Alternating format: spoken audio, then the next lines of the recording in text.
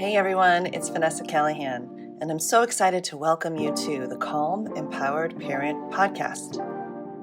Together, let's challenge the idea that parenting has to be perfect. We know that there is no one-size-fits-all approach to raising children, and while love is the key, it sure helps to have the right tools for the job. Raising resilient humans is intensely personal and even transformative work, and I'm here for it.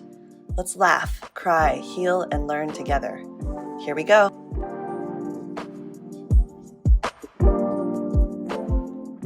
It's an incredibly rewarding and reassuring experience as a parent or caregiver when a child is well motivated. As you see, deep down, there are a few things we want more for our children than to see them head out into the world as capable young adults, motivated and ready to take on what life throws at them. On the flip side, it can be incredibly discouraging, infuriating even, when children lack motivation. In fact, this is when we parents and caregivers can really lose our cool, and it makes sense. For example, it is understandably truly frustrating when a kid lacks motivation to do basic things like getting ready in the morning or brushing their teeth at night. And they require of us to constantly monitor them or repeat instructions or incentivize them with either a reward or a punishment.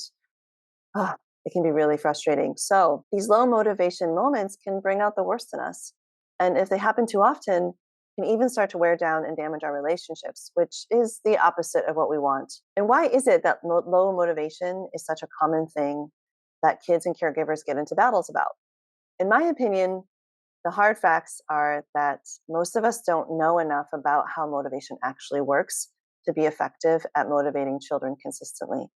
And to be fair, I myself didn't have a clue before my 15 years in the Montessori classroom, where I was charged with the task of motivating dozens of 2 to 9-year-olds to engage in their studies without using traditional incentives like grades and awards. When I first became a teacher, I actually even thought that if I was just nicer to my students than perhaps the carrot and stick model that I grew up with, they would feel really good about themselves and would just like me, and then would be motivated by that alone. How many of you have been there? Boy, was I naive. Granted, being nice did help in some cases, but as one can imagine, I couldn't nice away all issues with motivation. But motivating kids isn't rocket science, or is it? It turns out there is a science to how motivation works, but most of us don't get to study it. Instead, we had posters on the walls of our schools that said things like "aim for the skies," and other sort of cheesy slogans. Perhaps some of you remember those posters from back in the 90s, or maybe they're still there now. As if seeing the right catchphrase could nudge us on to be highly motivated and successful adults. As if positive posters were going to be enough for us to overcome some of the real obstacles to motivation. But there was something that these posters got right, it turns out. The idea that there's something that can be done about low motivation. In other words, it's not a fixed state that you either have or don't have. And that's good news because it means that when motivation is low, there's something we can do about it. Before my time in the classroom and before I did a study on the topic, I had assumed a couple of things, pretty common things, mostly based on my strict upbringing, where earning good grades or avoiding bad grades and achieving in sports and avoiding loss were my main options for earning that sense of love, belonging, self-worth, and access to opportunity and potential for success. I had assumed that motivation blocks could only be overcome by the threat of a stick or the promise of a carrot, because that's just what I was used to. Thank goodness there are more and better options. Speed up ahead to the future, about a decade later in the classroom, reading 100+ research studies on the subject as I was conducting my own master's research, it all started to come together. And the science behind motivation finally made sense. And there's a problem in my story, though. Parents, and in some cases teachers also, aren't as empowered and knowledgeable as they could be on the subject, and frankly don't have the time to read a bunch of studies and have thousands of interactions with children where your main objective is to intrinsically motivate the kids, as in motivating them from within. Who has time for that? But if you'd like, we can tackle this problem together and get you some key insights about motivating kids. Stay with me as we dive into the science of motivation.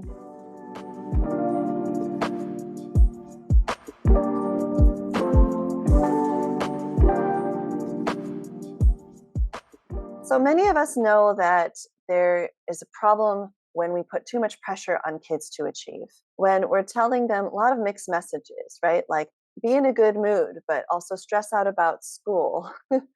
Be a great student, but also be great at everything else. And if you don't do well in any of these areas, math, science, reading, language, etc., then you're probably not going to be successful. I was one of those kids who definitely had a high bar set for me. And then I internalized that, and it was a pressure that was not only coming from the inside, but also from the outside. And under that pressure to achieve, I feel like I lost sort of the woods in the trees. Like I didn't see the big picture of where was I going? Why was I going there? And I certainly didn't have the science of motivation at my fingertips to help me understand that maybe there were other ways that I could move things along and make a meaningful, purposeful life. So that's why I'm bringing this science to you today, because I want you to hear that there are specific blocks to motivation we need to look out for. And then there are also some motivation boosters, things that you can actually use to elevate your level of motivation that don't require heavy handed rewards and punishment systems. A solution that a lot of parents are looking for these days as they're reaching for things like hand in hand and gentle and conscious parenting. I think a lot of what we're really looking for are ways that we can still like have our kids reach their potential, but not kind of sacrifice our relationship and their emotional and social well-being along the way. And that's what we're all about in raising our resilience. And my work around blending that demand, that structure, that like go reaching for your best potential with a loving, supportive, warm, and really capable guide on the side that can guide kids towards these better outcomes. We need to clear blocks to motivation. One of the first things we need to check in about when we're in a low motivation moment is, do they need something else right now? In other words, sometimes low motivation appears because there actually is an unmet underlying need. Now, it can be something really big, like a sense of love and belonging and connection. And perhaps we need to repair our relationship and get closer into their world, understanding and making sure that they see that we understand where they're coming from when they're hitting these low motivation points. Perhaps it is a more basic thing, like they are being confronted with scarcity of safety or their physical needs being met. And so don't be surprised if your students or your child, right when you went through some adversity or in the midst of adversity, that they may not be motivated to get those multiplication tables down, right? So we're going to want to pay attention to any needs that are behind the behavior. And so we can address the root of the lack of motivation and really feed that root and make sure it's well nourished before we start to stack on more expectations, more pressure. And also this false idea that kids can get on board and make themselves by their willpower be motivated. If they don't have enough food, enough safety, enough sense of love and belonging, that can be a really difficult task for anyone at any age. Some things you're going to want to check out too is that behind this behavior, could they be communicating that they're actually after something else? I love Dreiker's 4 mistaken goals of behavior. We look at attention and power and revenge and maybe even a sense of inadequacy that's bubbling to the surface. And we find ways to meet those needs, like with a special time, one-on-one, to give them that attention, to give them more autonomy and more choice and more power, which we'll dive into a little bit more in depth in a minute. Perhaps making sure we're clearing any past hurts that might be actually just a perpetuation of a cycle of seeking revenge. Like they're not doing what you're asking because they're still mad at you about some harm that has been unaddressed or some cycle or pattern that you're stuck in. The display of inadequacy is one that maps on quite a bit with growth mindset too. It's when kids have stories about a certain activity or a certain way of being that they're being called to task to perform, and they're actually not feeling adequate. And they're maybe even not aware that it's something that you could be grown. They may be stuck in a fixed mindset that this is something you either have or you don't have. So we want to check these out as well. Another thing that they might need is for us to connect with them before we direct, request, or correct them. And I love Jane Nelson's steps to winning cooperation. This is some that I love to share as a first look. So if there's nothing else you get out of this episode, I'd love for you to understand that we can win cooperation through connection more often than not, especially with parent child relationships. Because often the times the things that we're looking for, we're asking of them, are things that are within reach. Because most parents and caregivers, if you were here taking the time to listen to a parenting episode, do have a sense of their child's capabilities and are not too far off the mark when they're making requests. But what can happen is we can get into this mode where there's always an agenda, there's always the next task, and they are feeling disconnected from us. They're feeling like we're just here to tell them what to do or to try and cope while they're trying to run the show or anything in between that doesn't really put you in sync. So, what can happen is that when we're not getting into a child's world and we're not showing understanding, we're not sharing our true feelings and perceptions, they don't necessarily trust us as a thought partner. So, something we can try is getting into their world. And what that can sound like is something like this: Oh, I see that you're still working on your Legos, even though dinner's ready. Why don't we just take a few minutes and really take a look at what you're creating right now? Can you show me one thing about it? And the child shares something about it. You get down at their level and you point at something and say, "Tell me more about this." And they share something about it. Suddenly you're inside their bubble of of reality, of their sort of area of interest or focus right now. You're talking to them about something they're already focused on, and then your words will land with them better, and your ideas and your requests will land with them better. And so, let's say you then make the request, "Okay, bud, well, in 3 minutes, we're going to transition to dinner. And I know that sometimes it's hard to put your Legos away. I get that. You're right in the middle of something, and it's not easy to leave when you're right in the middle of something." Showing that understanding, connecting in. The next thing you can do is share your real feelings. And at the same time, this is like that yes and an improv game if you know it. And the food is ready and it's starting to get cold. So we are going to need to transition to the table. And what I see is a wonderful Lego creation that we should find a way to save. And I also see some food waiting for us that is going to be delicious once we get over there. Okay, you've done 1, 2, and 3. Get into the child's world, showed understanding, and shared your real feelings. Now you're going to think about, can we work on a solution together? A lot of us skip 1, 2, and 3 and either don't even work on a solution together. We just tell them what the solution is. We come in and say, "Put your Legos away." "Oh, no, it's fine. You can save them. Why don't we just get going to dinner?" You're totally welcome to try that. But when you're hitting roadblocks to motivation and you're like getting this kind of agitation around "They're not listening to me well enough," I want you to consider winning their cooperation and doing steps 1, 2, and 3 and seeing if it can create a collaborative feeling around working on a solution together. For example, with our Legos, could say, "Hey, let's work on a solution together. Could we save your Legos by maybe putting them on this tray or putting a sheet over it, or moving your rug of work over to the corner so your baby brother can't reach it?" Start brainstorming solutions. How would you like to save your Legos? Should we take a picture just in case, right? So we can remember what you were going to do? Or would you like to tell me what you were going to planning on doing next? And then right after dinner, I can help you come back and remember what that was. It gives dignity to the kids' work, right? Like they're invested in that Lego creation a lot of times, especially if they're not willing to transition and leave it easily. And you're coming across this idea of like, oh, they're not listening to me. Maybe there's more to it. And I've seen this work time and time again where parents start to connect before they direct, request, or correct. And they try these winning cooperation steps, and suddenly they start to have more thought partnership with their kids. So I'd really love for you all to consider: 1, get into your child's world; 2, show understanding; 3, share your real feelings; and 4, work on a solution together. It's a really powerful one. And of course, we have to address anything physiological that's going on. So another thing that they might need is just simply some food, some tiredness. We mentioned this a bit when we talked about fundamental needs. I love this acronym called HALT, HALT. It comes from Change Consulting. Their website is breakingdownthebasics.blog. If you wanted to check out where you could find an image of this, but HALT, hungry, angry, lonely, tired, halt. Let's stop, pause, and check in.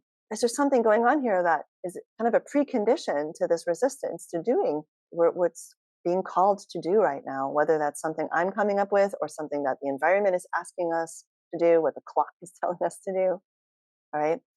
When you do these check-ins, it also builds trust because they're saying, "You see me as a human, not as a robot.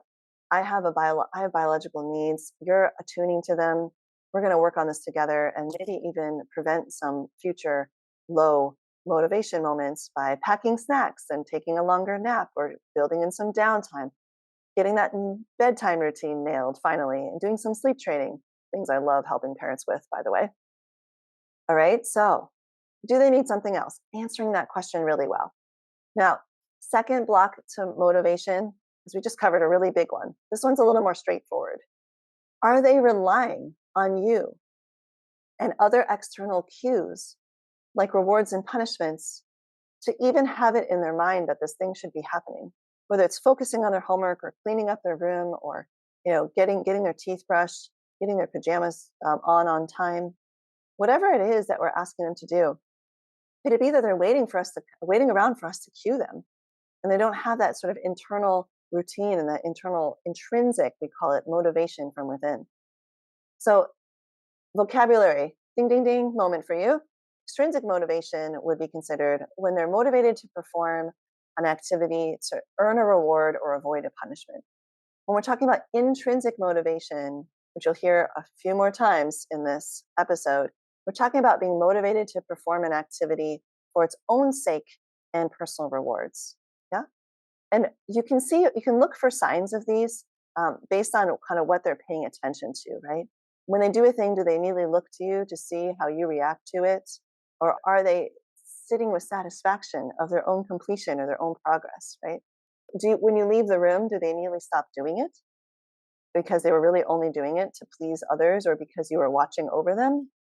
If so, they might need more support staying on task. And you might want to look at, is there something intrinsically rewarding about this for my kid or not? Because if not, they may very well decide they don't want to do it unless you're there, right? The other third thing that could be happening is that they need a boost. And when I talk about this, it's very much based on the framework that I pulled forward in my research.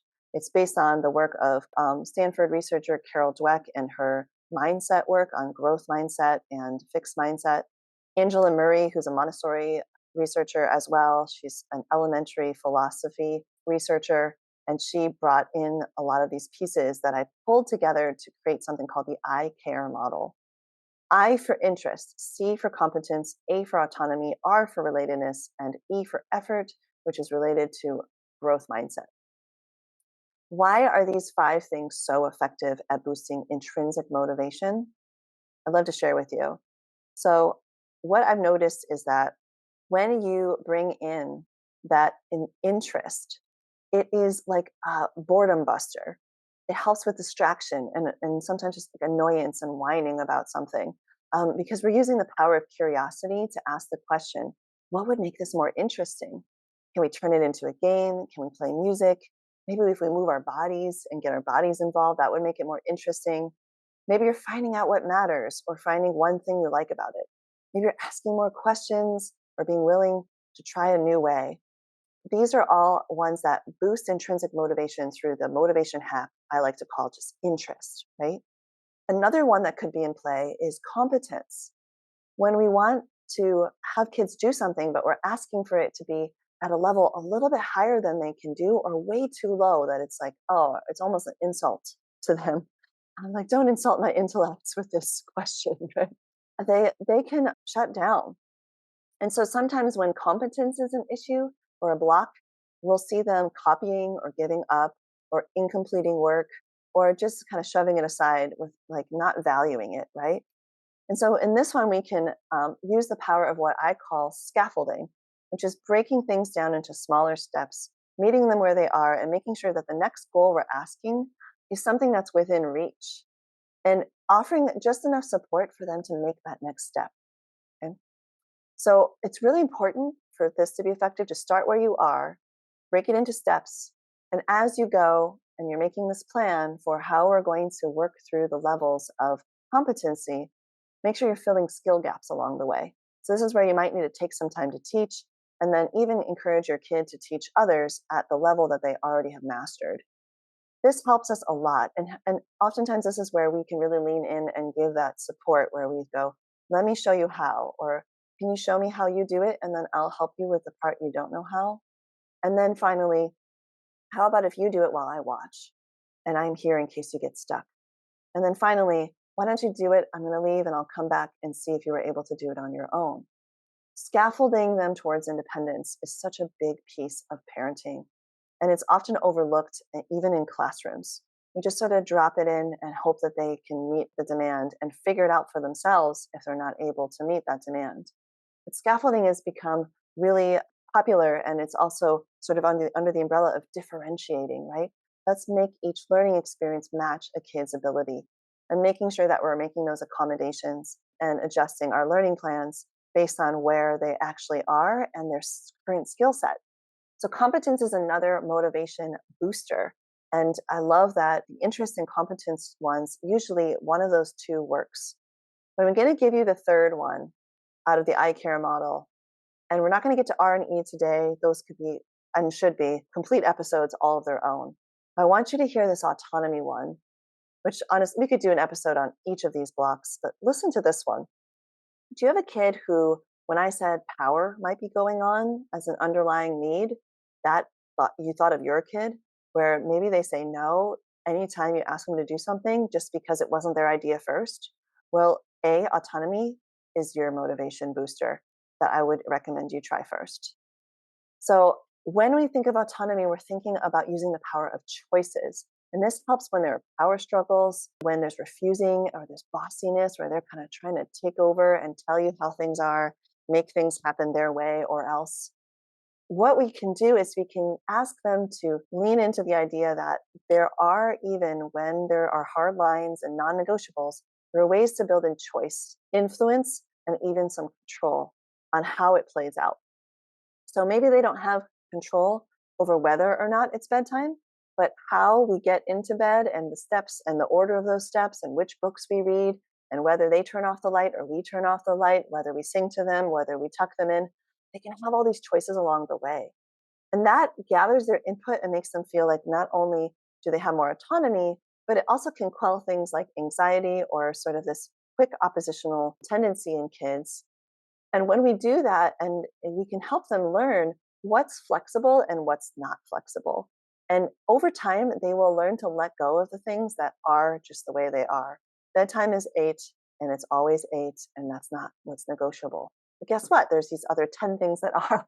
So we're going to go through those instead, those choices. It also helps them to understand that they can advocate for reasonable influence. It's not our way or the highway. Because guess what they'll mirror back to us? Their way or the highway. And guess what that creates? Power struggles. So to avoid that, we can give them places where they can input and influence, and then they start to advocate for reasonable influence rather than total control. And also find ways that you can focus them on what they do have control over if they start to get fixated, and take breaks when necessary. Because sometimes the event itself is the trigger and it's just something that they need to take at a pace. And if we're rolling through 10 choices and they can only go through the first 5, maybe take a little break from this moving through the motions, get connected up, which is our R relatedness, which we'll get to in another episode, and then come back to the task at hand, making sure they know what they have influence over and what they don't. And that's part of going easy, making sure that it's not just a slog through. Sometimes parents will segregate the routine between the tasks and chores and the fun part. And sometimes this is helpful because it's kind of like if we can get all these things done, then we'll do this time trade. We do this quickly, then we'll have time left afterward to play with your Legos or read a book or have some playtime outside, right? Or get to school early so you can play with your friends. And that's reasonable. And that helps kids with time management and maybe making choices around it.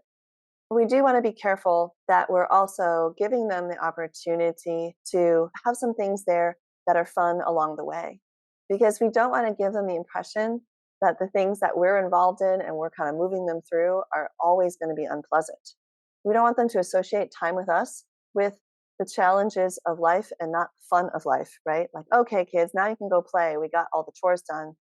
Let's make the chores fun. Let's go back to interest, for example, and even the competence, and make it interesting to build their skills. Take the time to teach them things in the competence piece, making it interesting by maybe like bringing in some play right? So like it could be a race. It could be let's beat our personal record and how many we can do in a minute. It could be let's listen to the new Beyonce song and check out her country album that's coming out soon, I'm sure, to figure out whether or not we like her music while we get the dishes done. And I'm thinking about kids of all ages here, right? It's not only the little ones that can benefit from intrinsic motivation.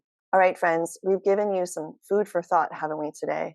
And just know that in this podcast, we're occasionally going to drop in a bunch of content to give you the opportunity to really explore a topic in depth. And of course, it's not going to answer all your questions. So do remember, there is a form on the website where you can fill out and ask a question. And we're going to have an Ask Me Anything segment in every season, multiple opportunities, which will also help us to answer community questions. And for those of you who maybe didn't think of a question, to get to hear answers to really great questions on these topics. And I want to just say thank you so much for tuning in. And what a pleasure it's been to share some of my favorite motivation hacks. I'm quite a motivation geek. And this is just the tip of the iceberg about what I wanted to make sure every family had as they're diving into the Calm Empowered Parent resources.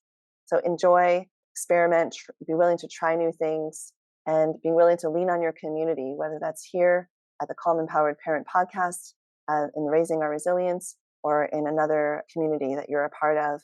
Just know you're not alone in this. And we'll see you soon. As we wrap up, remember, there's no one-size-fits-all way to parent. Keep nurturing those strong family bonds and watch resilience bloom in your community. You've got this. And if you found this episode valuable, don't forget to like, share, and subscribe. You can also hop over to thecalmempoweredparent.com for current events and to grab your copy of the Calm Parent Strategy Guide. You can even learn how to bring our free and low-cost workshops to your school or community. Your support means the world to us and helps us empower more parents and children. Let's do this together.